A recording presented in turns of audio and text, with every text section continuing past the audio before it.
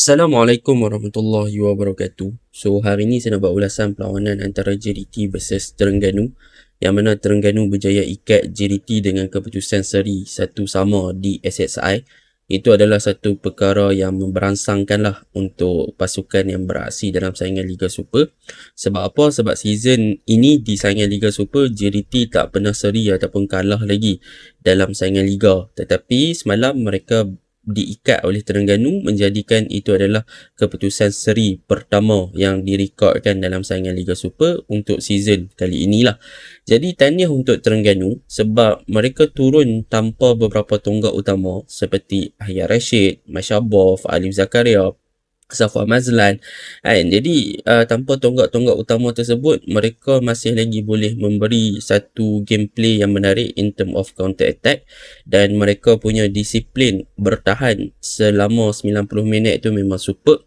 Dan memang man of the match diberikan kepada Rahadi Azli lah, yang mana dari segi performance wise, Rahadi sebagai goalkeeper semalam menunjukkan yang dia telah menunjukkan satu peningkatan yang sangat bagus, gameplay yang sangat matang, positioning yang bagus, reaction yang bagus, diving yang bagus as a goalkeeper. So benda tu memang superb lah untuk Rahadi dalam menafikan beberapa percubaan berbahaya dari pemain-pemain JDT. Ada percubaan dari Batson, ada percubaan dari Syahmi Safari, ada AKZ dan sebagainya. So benda tu memang super. Dan untuk JDT pula, bagi saya ini bukanlah skuad yang kedua, sebab mereka bukanlah tukar first 11 to the whole players. Mereka hanya Teto Martin yang menggantikan Pak Oscar Arribas.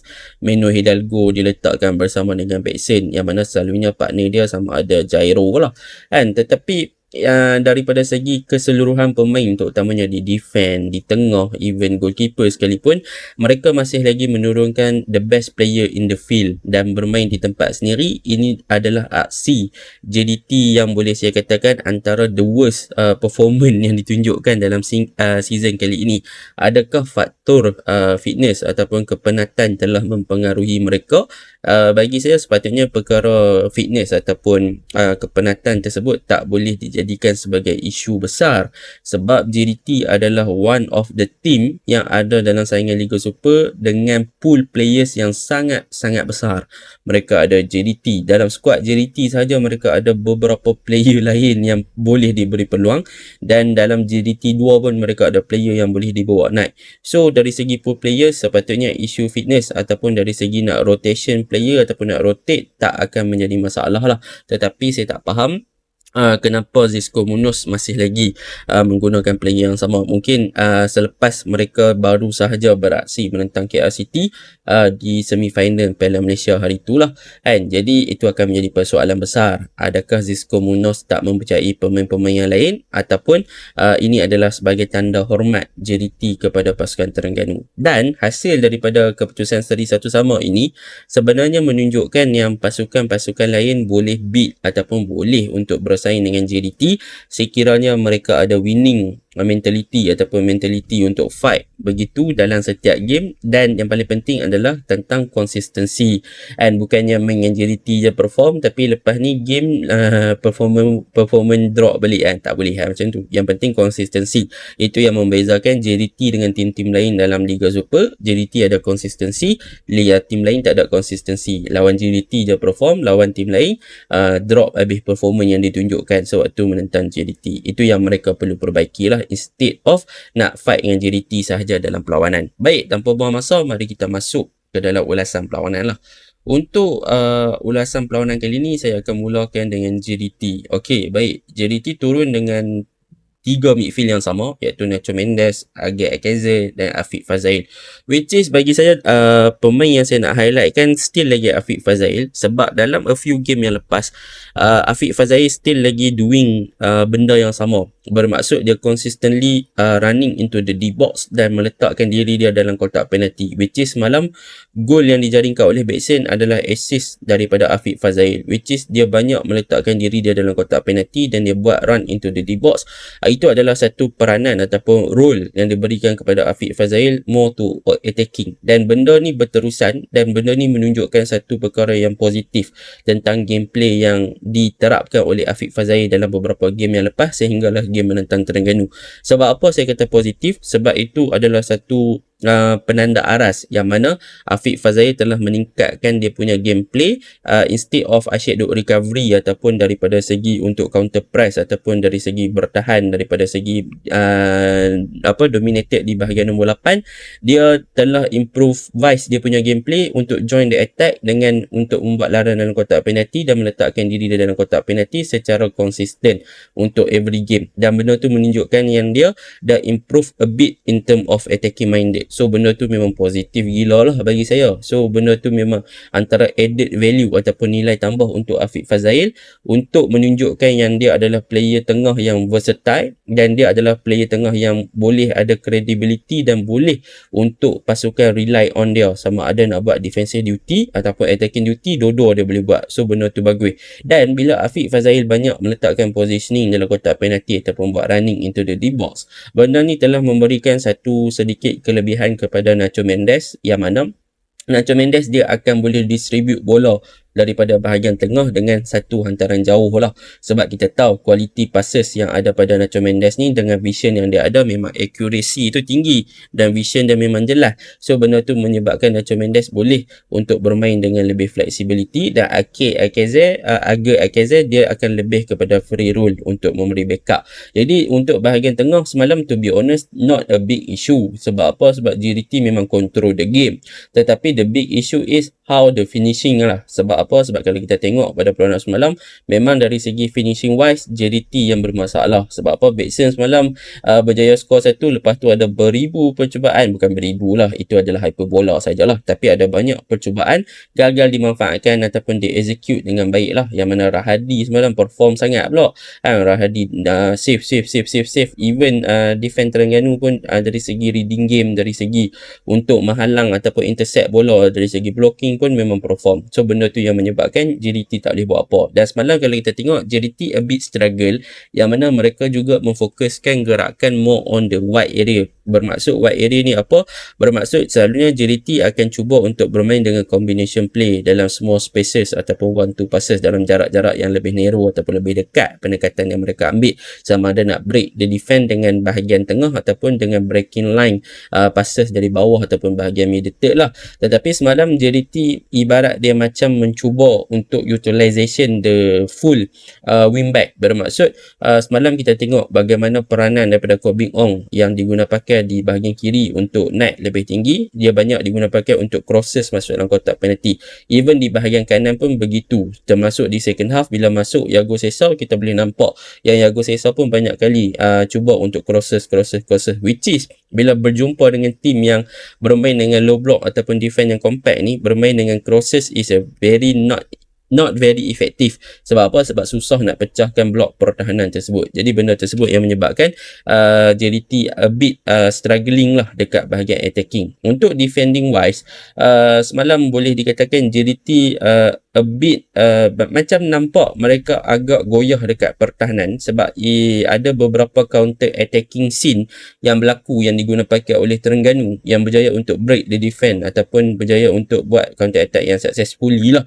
Cumanya the final product untuk pasukan Terengganu pun sama. Bila mana mereka ada ruang untuk break the counter attack punya scene dengan bagus, mereka punya final product tu, final decision tu agak boleh dipersoalkan. Contohlah macam Karika dapat, yang mana Exxon berjaya untuk bawa bola ke depan, dia buat dia set up pada Karika shoot melalui. Lepas tu bagaimana Azam Azmi dapat bola bawa ke depan, cross kepada Giovanni Castane tanduk direct tu Sihan. So benda tersebut agak merugikan lah. Tapi dari segi defending wise, JDT semalam nampak kepenatan dan memang banyak counter attack scene yang mereka tak dapat recovery dengan begitu baik, dan banyak ruang kosong diberikan kepada striker pasukan Terengganu lah, which is saya akan komen sekejap lagi sebab saya agak tak berpuas hati dengan Giovanni Castane lah. Jadi di second half, Zisco Munoz nampak perkara-perkara ini dia membuat satu pendekatan, which is pendekatan bagi saya the most effective one adalah dia bawa masuk Syahmi Safari, which is Syahmi Safari masuk, nampak benda tu positif. Syahmi Safari ada beberapa percubaan, dia boleh involve dengan beberapa gerakan serangan. Cumanya satu persoalan yang saya saya rasa satu decision yang Zizko Munoz buat terlalu awal adalah dia membawa keluar Manuel Hidalgo, which is bagi saya Hidalgo untuk the first half dia berjaya memainkan peranan yang penting in term of link up, combination play, break through the defense and involve diri dalam half space on the central ataupun bantu di bahagian right side.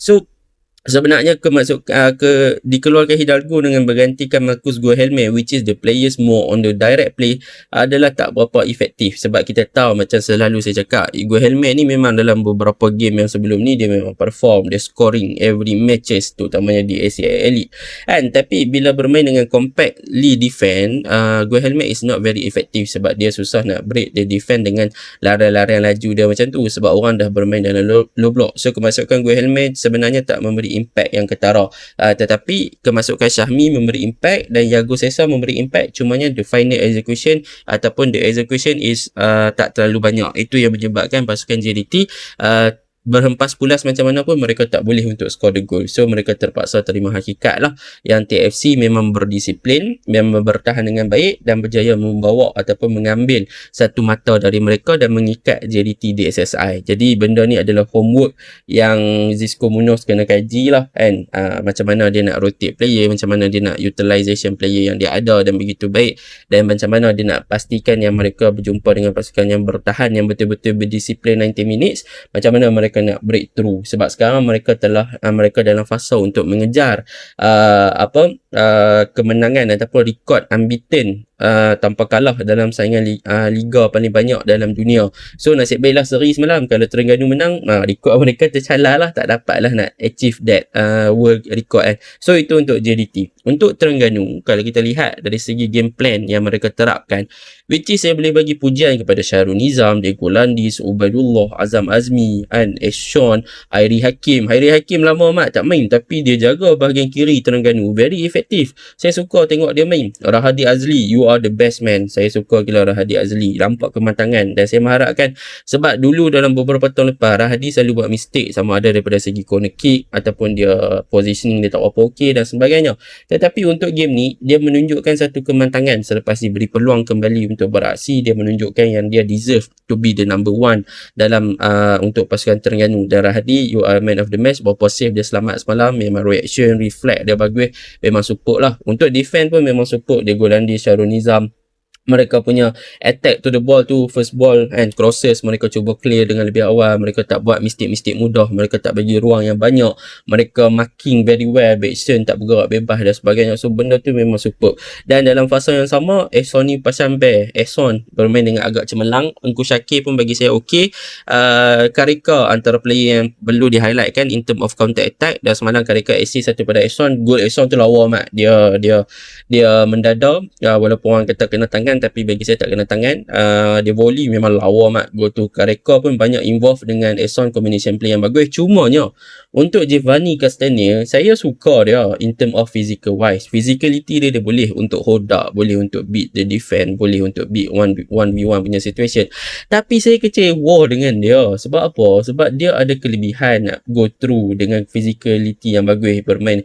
Tapi semalam nampak dia macam a bit malas sikit kan. Tapi overall okey lah. Tapi last minit, dalam 20-15 minit terakhir tu dia agak mengecewakan lah kan. Dalam waktu awal itu nampak dia bersungguh. Saya rasa kalau Giovanni Castagna ni dia guna pakai dengan lebih direct, dengan counter attack yang super, saya rasa dia boleh score the goal. Tapi sayang mat Giovanni, bagi saya dia bawah below par performance wise lah kan. Tapi Azam Azmi semalam in term of the naik turun memang suka, memang super. So benda tu memang saya boleh katakan overall Terengganu disiplin memang bagus, memang the best. Saya tak boleh nafikan Terengganu did a great job untuk ikat dengan draw menentang JDT dekat SSI adalah satu benda yang super kan. Dengan tonggak utama tak ada, Baki Udin pun tak main, Mashabov tak main, Ahya Rashid tak main. So benda-benda macam tu yang kita boleh puji lah untuk Terengganu. Saya mengharapkan mereka hanya konsisten untuk the next game. Jadi itu je ulasan saya.